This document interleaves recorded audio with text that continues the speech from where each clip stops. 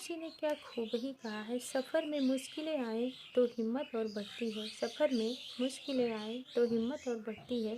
अगर कोई रास्ता रोके तो जुर्रत और बढ़ती है। अगर बिकने पे आ जाओ तो घुट जाता है दम अक्सर। अगर बिकने पर आ जाओ तो घुट जाता है दम अक्सर। ना बिकने का इरादा हो तो कीमत और बढ़ती है। इसी पॉजिटिव थॉट से हम अपनी तैयारी को और मजबूत करते हैं। हेलो दोस्तों, गुड मॉर्निंग, शुभ प्रभात। मैं हूँ आपकी उर्मिला और मैं आपको बता दूं कि मैं गवर्नमेंट जॉब एस्पिरेंट हूँ और मैं एक हाउसवाइफ हूँ। मैं पीजीटी सोशियोलॉजी की तैयारी कर रही हूँ। आज हम रिवीजन पढ़ेंगे हर्बर्ट स्पेंसर को। अगर इनकी पृष्ठभूमि देखी जाए तो इनका जन्म इंग्लैंड में 27 अप्रैल 1820 में और मृत्यु इनकी 1903 में हुई थी। जिनसे ये प्रभावित थे वो इस प्रकार है।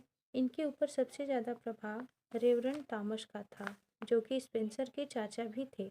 इन्हीं के प्रभाव में स्पेंसर ने व्यक्तिवादी विचारक हुए।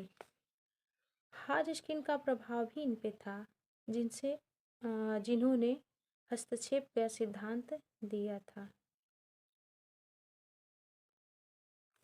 वेंथम का प्रभाव था वेंथम का भी प्रभाव इन पे था, जो कि उपयोगितावादी सिद्धांत की जनक हैं। लैमार्क और डार्विन से प्रभावित होकर स्पेंसर ने सामाजिक उद्विकास की अवधारणा को दिया और कांट के प्रत्यक्षवाद का भी प्रभाव इन पे था। इनके महत्वपूर्ण सिद्धांत, जो कि मोस्ट इम्पॉर्टेंट है पीजीटी परीक्षा की दृष्टि से, वो इस प्रकार हैं। इन्होंने सावयववादी सिद्धांत दिया था, जिसमें इन्होंने मानव समाज और शारीरिक सावयव दोनों में समानता पाई जाती है, ऐसा इन्होंने कहा था। और प्रकारवादी चिंतन का भी सिद्धांत इन्होंने दिया था। और तीसरा मोस्ट इम्पॉर्टेंट है सामाजिक उद्विकास की अवधारणा का सिद्धांत। ये भी स्पेंसर ने दिया था।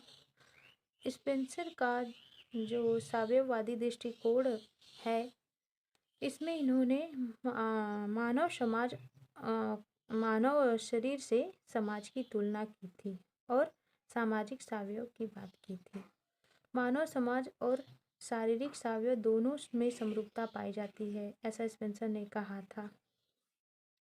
जैसे कि सपोज दैट मानव शरीर और मानव समाज में मतलब किस प्रकार समरूपता पाई जाती है। मानव शरीर कई अंगों के मिलने से शरीर का निर्माण होता है। इन्होंने समाज के बारे में भी कहा कि इसका निर्माण भी कई घटकों से होता है। मानव शरीर जो है परस्पर संबद्ध होकर शरीर को पूर्णता प्रदान करते हैं और समाज भी सारे घटकों को समाज के सारे जो है ये सारे घटक मिलकर समाज को पूर्णता प्रदान करते हैं। मानव शरीर जो है सारे अंगों के अलग अलग कार्य होते हैं मानव शरीर में, और समाज में भी देखा जाए तो सारे घटकों को अलग अलग कार्य होते हैं।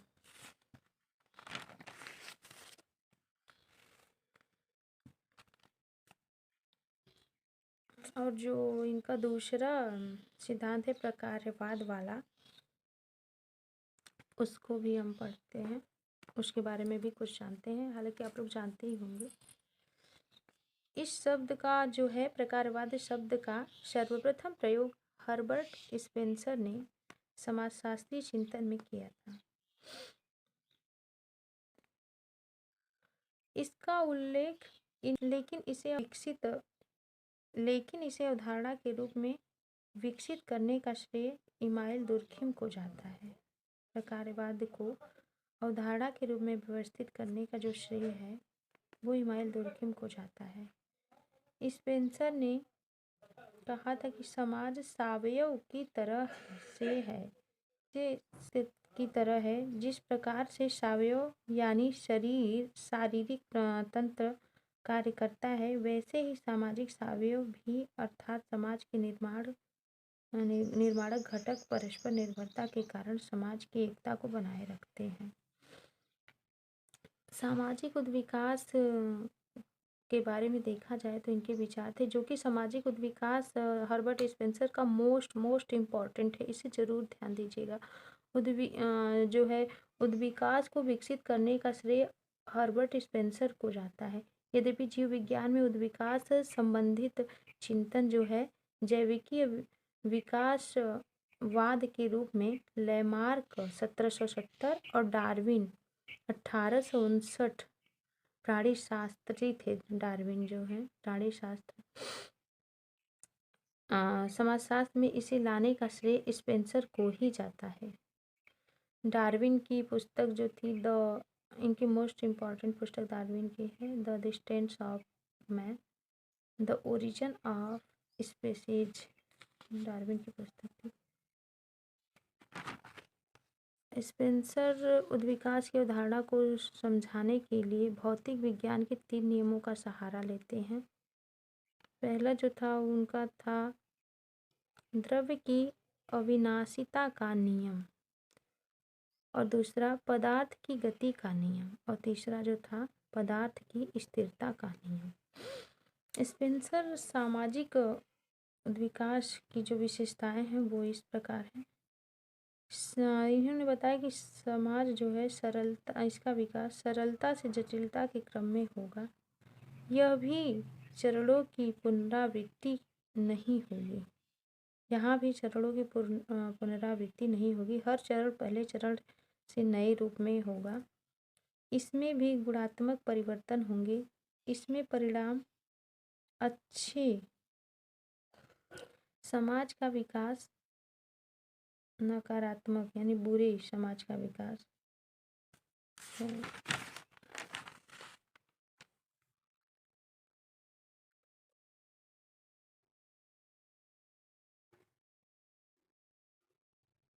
स्पेंसर के बाद हम दुर्कीम को पढ़ेंगे।